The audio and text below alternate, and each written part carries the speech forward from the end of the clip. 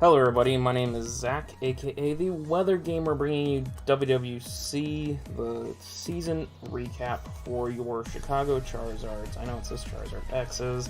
I'm just keep calling myself the Charizards, because that's originally what I wanted, was the Chicago Charizards, but Charizard X is my favorite of the Charizard forms, so that's the one I had the logo made about. But it's fine. I'm not complaining. It's just I go by the Charizards, not by the Charizard X. Even though that's what my logo says, even though that's what my logo represents, I am the Chicago Charizards. So, but I don't care. It's whatever. So, we're gonna recap. So, I ended up losing to Slick. You guys saw that yesterday. That put me down to 3-9, minus 18. Losing from week 3 on, I lost 8 out of 9. Week 4, yeah. Week 3, I lost 8 out of 9. That's scarily similar to APA. APA, I lost season 1, I lost 1 out of, I won 1 out of 8 that I came into. Season 2, I lost 7 in a row.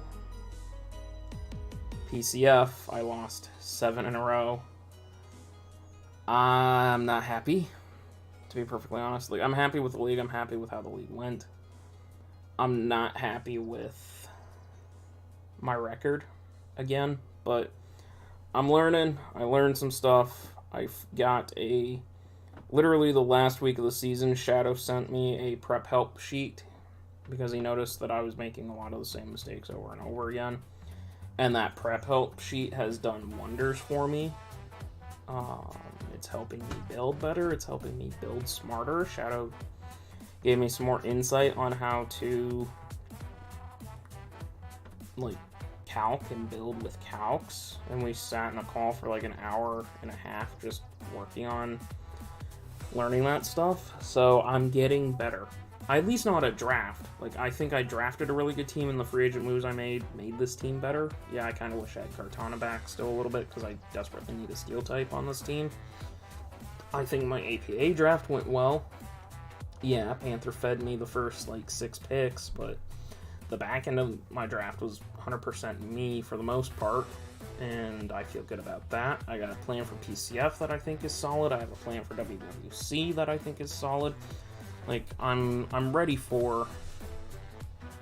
to draft, and I think I can draft already. Now we gotta translate it to building and playing, and pardon me for a second, I'm gonna publish this real quick so it gets out, because it's already late. Did you publish? Done. There we go. Sorry about that. So yeah, now you know when I'm recording this, so. But yeah, so I just want to break down team by team, or the week by week, mon by mon, you know, the standard thing that I normally do with these videos. I do want to, because this is my own league. This is the league that I run. I will be doing another video at the end of the season, because right now we're in playoffs, quarterfinals, that sort of thing. I'll talk from a commissioner standpoint in a separate video about this, so I'm not really going to do a whole lot with that. But I am going to talk about my schedule a little bit, a couple of matches that stood out to me, and some other stuff. So first off, yeah, it says Washington Braveries for that 6-0 win. That was actually Garen. Gliscor just went in and demolished. That was a good way to start the season. Sorry, Garen. I kind of took it out on you, but yeah. The following week, yeah, it's LOL, the London Luxuries, but that was GA at the time. And I lost 5-0 because I didn't prep for Scully. I seriously, at the time, didn't think Scully was coming that match. I really didn't, because I had so many checks to Scully. Plus I have a Neto King, which Scarf beats it. But at the time of that match, I was playing too conservative. I was playing too safe. I was trying to play for differential and save Mons when I should have sacked Mons off, and that caused me to take chip damage on a Neto King, and then my Neto King went down, and I had no check for Scully at that point. So that was the first learning point of Season 2 of WWC, was prep for threats even if you have more than enough. Be prepared for everything, because I really didn't think Scully was coming. I had enough checks to it. and don't play so damn conservative where you try to save every mon. If a mon has lost its use, it's no point sacking it later in the game. Sack it now, and you can win. Plus Kartana went down, and so Kartana couldn't really stop it. And yeah, that was that one. So week 3, we picked up a win against Savage. Hacks had a lot to do with that. Not really much to say about that. I do feel really good how I played that game by not Mega Evolving Zard in front of Altaria and allowing myself to live the Hyper Voice hits to D-Dance up to where I could beat the Dusclops and Sweep. Matthias, God, that was such a close game. His Registeel was able to beat me because of counter, or Seismic Toss. That game should have been a win, in my mind. I played that game. I didn't play that game great, but I did play a very good game there. And this is the next lesson that I have learned from this season. Stick with my gut. Need to stick with my gut, because in that case I listened to Shadow and went with Psychium Z because at the time Shadow said Amoonguss is a much bigger threat defensively to you, and I knew that Registeel was going to be an issue. And so I was Fightinium Z Sacred Sword originally for that Registeel. It would have OHKO'd the Registeel, taken it down, and would have given me... I would have won that game because Registeel wouldn't have been there at the end.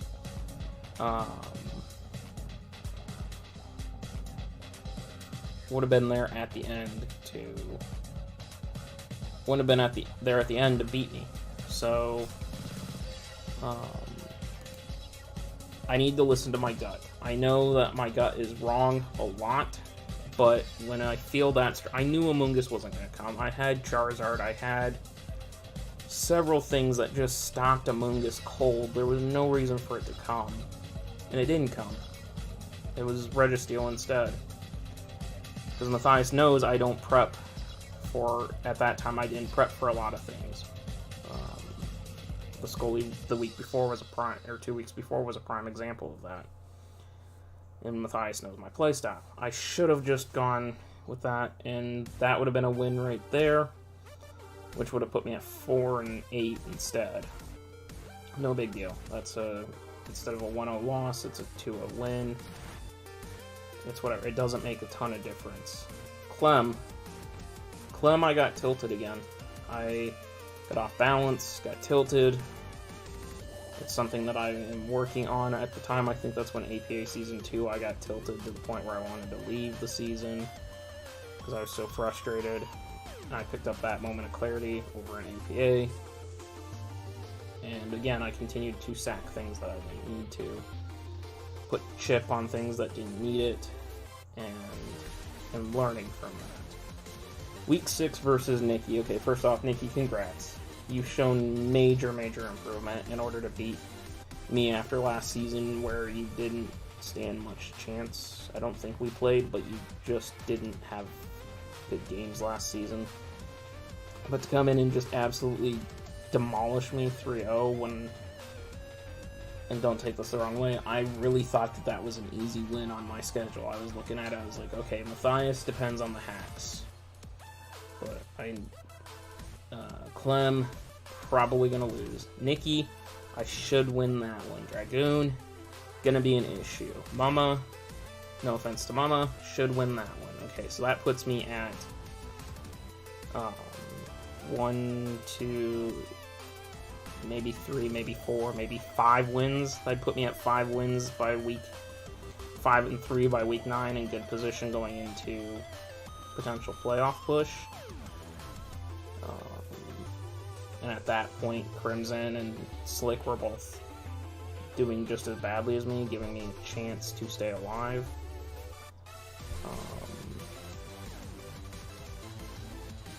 But I mean no offense by that. I thought that after seeing last season and not having played, not having seen you done a lot,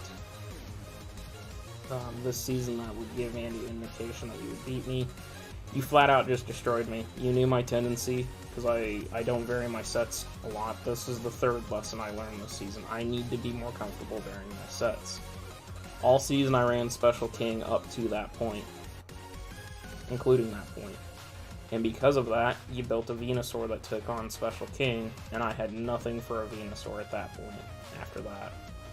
I didn't have a good Psychic type, because I had, I believe it was Alakazam, and I didn't really care for Alakazam. I wasn't bringing it.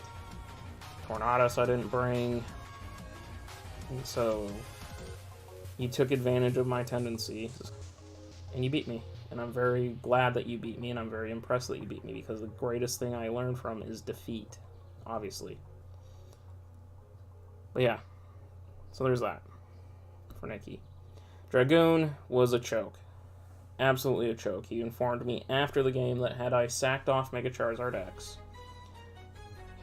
and when it was Charizard X and Alolan Ninetales, and gone back into my Scarfed Alolan Ninetales, I would have cleared his Rain for Hail, outsped his entire team, Freeze Dry O-Code, Swamp, beat Pelipper, beat Hitmontop because it had taken enough damage, and beat whatever his last mon was. I think right now. Pylo. Beat Pylo because Pylo had taken too much damage. So, but I had given up. Lesson number 4, play it to the end. Play it to the outs.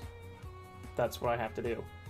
That right there is another win potential on my season that I lost because, you know, I just wasn't thinking. Mama played extremely well. Very good growth. Very happy with that match. Yeah, I needed a win. I needed a 6-0 pretty bad to get myself straightened out at that point, because I was 2-4 with a pretty poor differential.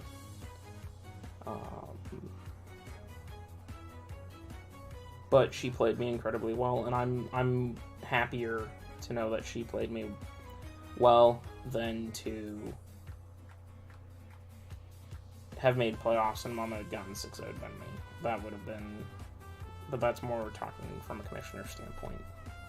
Anyways, Huff, I honestly don't remember my match with Huff. I honestly don't remember my match with Crimson either. Like, those two just kind of blur out when I think about them. Lord Ixie, I'm sorry, I don't remember our match there either. And Slick, even though I recorded it on Sunday. Like, the last 4 matches, once I knew I was out of playoffs, I don't really remember much other than just going through the motions at that point, because I was busy with real life and that. Mega Altaria beat me, that's why. I had all the prep in the world and Mega Altaria still beat me, so. But yeah, so from playing this season, I learned that I need to account for everything. No matter how many checks I have for it, I have to account for everything. I need to stick with my gut on certain things. I need to not be so predictable with my sets, which is part of the reason that I'm moving away from things like Alolan Ninetales, where I don't vary my sets often. I need to play it to the outs and not give up. Those are the 4 big takeaways that I have to remember going forward from WWC Season 2. Otherwise, this season was a colossal failure and I didn't learn anything. So, now on that standpoint, let's talk about the mods. So, we got Mega Charizard X, 12 games, 6 kills, 9 deaths. Nowhere near as impressive of a run as it had over in APA, when I wouldn't even call APA's run impressive for what a Megazard can do. I love Megazard. Everybody knows this. It's a mon I'm going to come back to.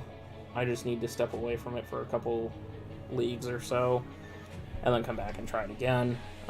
Because I was using it in APA and in WWC, I could not vary my sets a lot. I started making the same set across the board.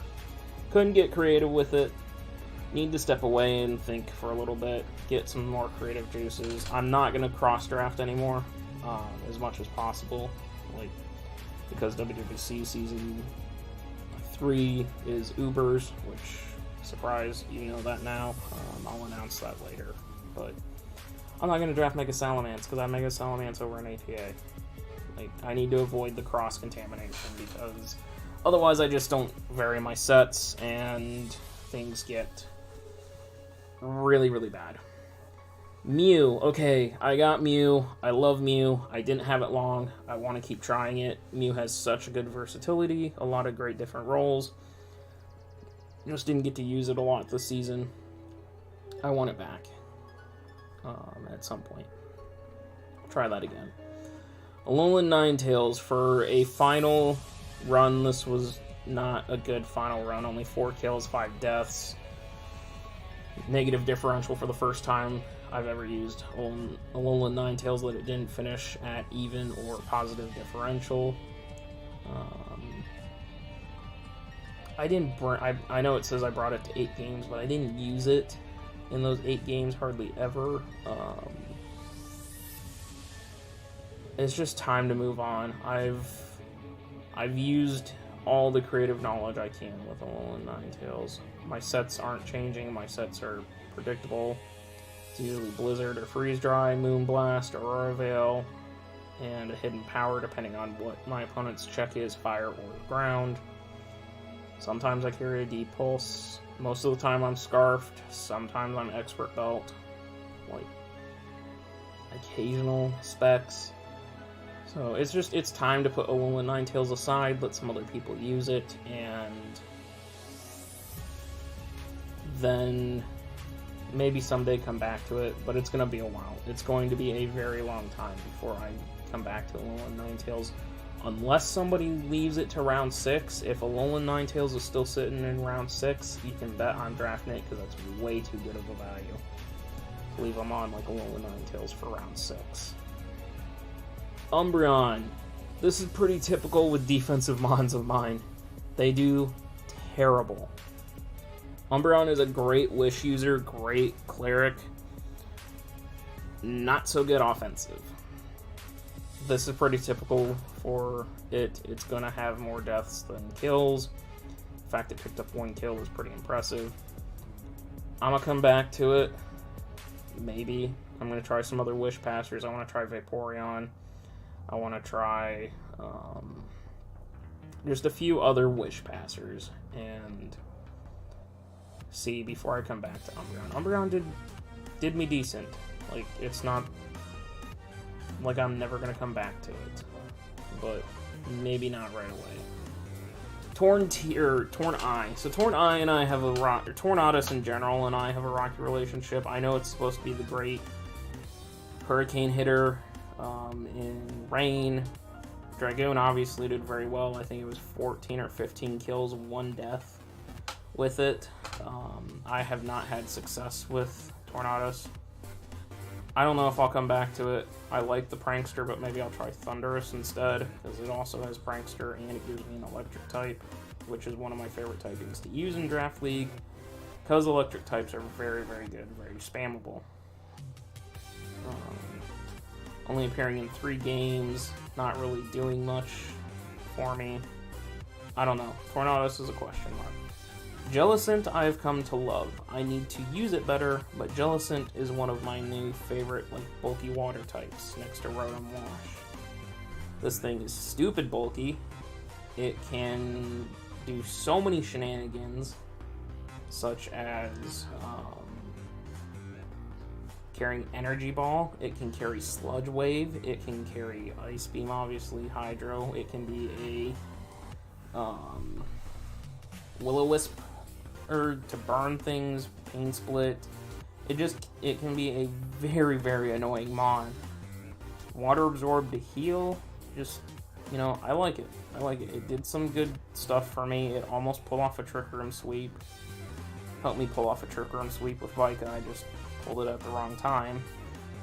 And I think that Jellicent is a very good boy. I would like to bring him back at some point.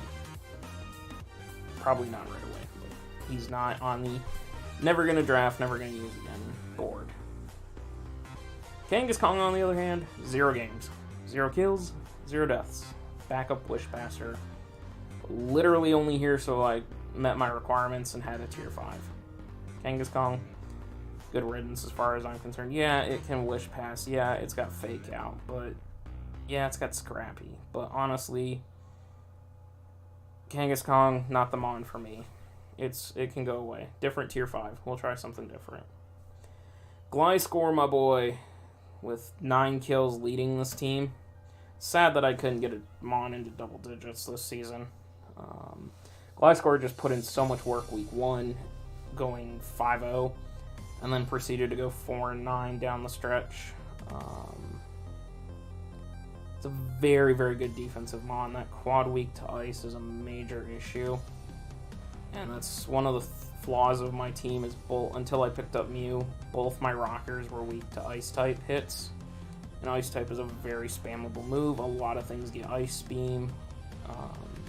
Hidden power ice is also a big thing. Like, I don't know. I need to build better around Gliscor. I definitely want Gliscor back. I think it's a phenomenal mon. Once I start varying my sets a little, like, it can baton pass swords dances, it could baton pass an agility, it could be offensive itself, an agility swords dance, it can be stupid defensive with toxic or poison heal, it could work in sand with sand veil to get cheeky. Sorry about that, voice is cracky.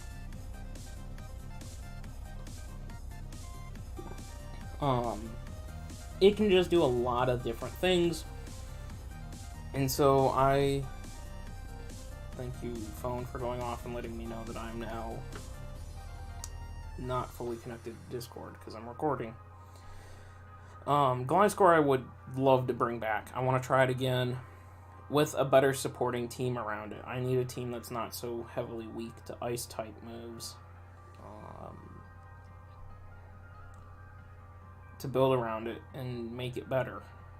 Like, do more work with it. I love Gliscor. I'll bring it back. Might try Gligar too, so yeah. Superior. I only brought it to one game. I had it for such a short amount of time that I can't say whether or not I enjoyed it or not. I love it as a mon. I love it shiny. It's a very cool mon. It's the only snake that if it was real I wouldn't try to kill. I hate snakes, by the way. Like, if I'm mowing and I see a snake, I usually chase it off with the mower, so it never comes back. Sometimes that doesn't always work out, but, you know, it is what it is. Snakes just creep me out, but Superior would just be a really nice snake that I would be willing to own, because it's Pokemon and I'm not scared, that sort of thing. But anyways, weird tangent. I do want to try Superior again in the future. I did draft Superior originally, and then I traded it right around to Spies, I think it was. It was kind of funny that it came back. I do wish I'd had it all season. Granted, it is another mon that I can easily get trapped into, like, scarfing and running the same set over and over again. So it's something I have to vary, something I have to play around with. But that's for the future. Neto King. I drafted this thing because Shadow nearly 6-0'd me with it. And I'm not disappointed. Neto King suffered from me not being creative with it. Running special the entire time, running Scarfed a lot. Neto King is a very good boy. Sheer Force Life Orb King is stupid broken. Sheer Force King is very broken. It has such an amazing move pool. It has Flamethrower, it has Ice Beam, it has Shadow Ball, it has T-Bolt, it has... Basically, it can handle anything that wants to check into it because of Sheer Force. Like, Psychic types, take a Shadow Ball to the face. Water types, take a T-Bolt to the face. Ice types, take a Flamethrower to the face. Ground types, take an Ice Beam to the face. Like, it has cover, it just suffers from move slot syndrome, but King, I would like to have back at some point. I think it's a very, very good mon. I will bring it back at some point. Vai Colt, again, another mon that I need to use more to be more familiar with, and not have it be my primary electric type. So something I've learned in Draft League for myself personally is if I don't have a fast Volt Absorber or a Volt Absorber period, I start to struggle. My APA team struggled because I didn't have an electric type outside of Rotom Wash. And so electric type moves really hurt me because Rotom Wash, it's neutral.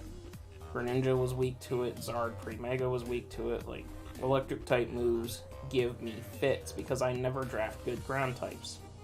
That's something I gotta work on, drafting better ground types. I had Gliscor, granted, ice weakness. Same with King, ice weakness.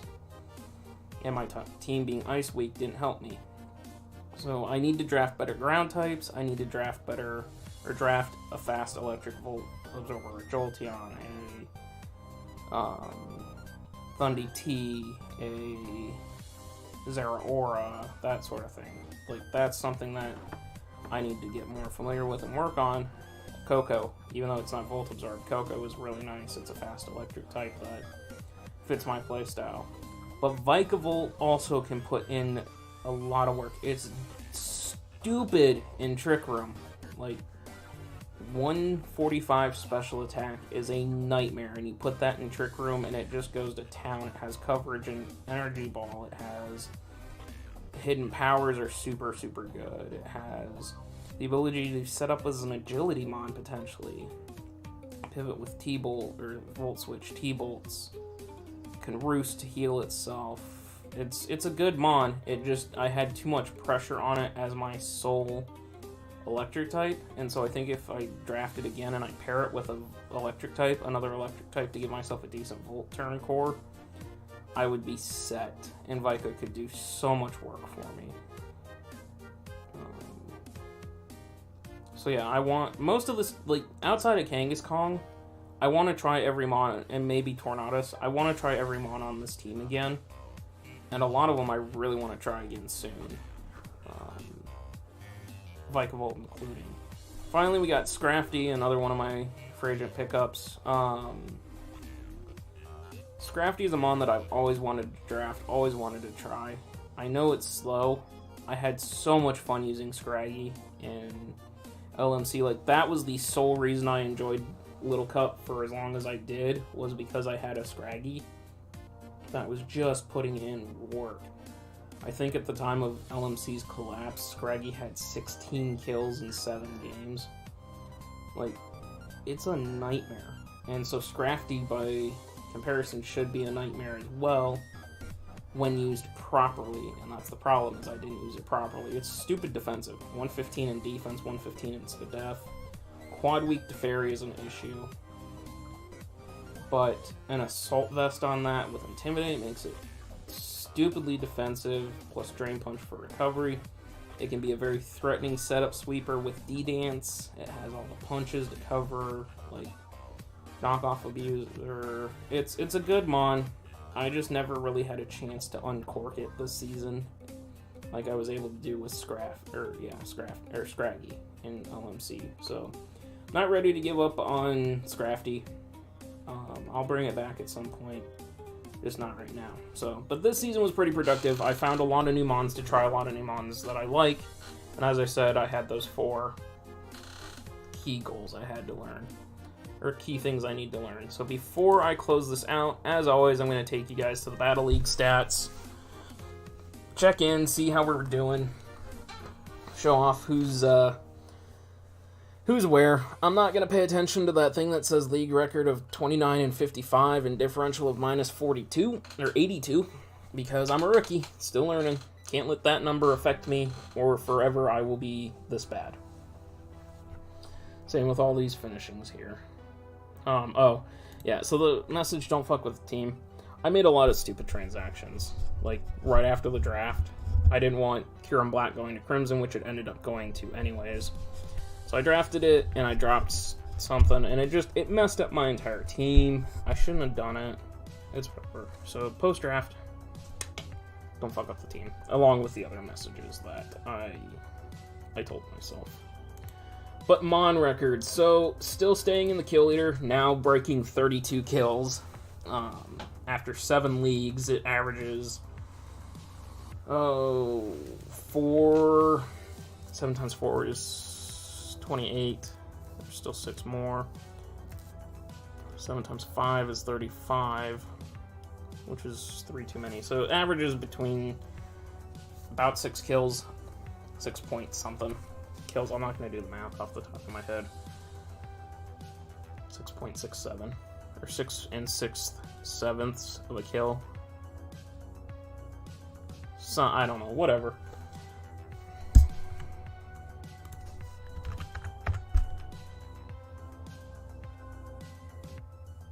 Four and a half kills. That's where I was trying to get to. 4.5 kills. Averages 4.5 kills a league. That's not terrible, considering it averages 4 deaths a league. I've used it too much. We've covered this. But Alone with Ninetales is the kill leader at 7 leagues, 32 kills, 28 deaths. I'm going to put an asterisk by that because 7 leagues. I think Chandeler's the only other mon that's even relatively close to that at 4. I mean, everything else is like 1, 2. Yeah, Chandeler's the only thing ever even remotely close at 4 leagues. So, but yeah, Alolan Ninetales still on top. Mega Charizard X is still in 5th with 17 kills, 19 deaths, though negative differential. Not too thrilled about that in 2 leagues, but it's still top 4 mon for me. Obviously a mon I'm good with. Gliscor here, after 1 league, jumped all the way into the top 10, sitting in 8th for me with 9 kills, 9 deaths. King, just outside the top 10 here, 7 kills, 7 deaths. Pretty nice to have that. Obviously, again, want to go back to it. Kartana, for its brief stay, 4 and 4.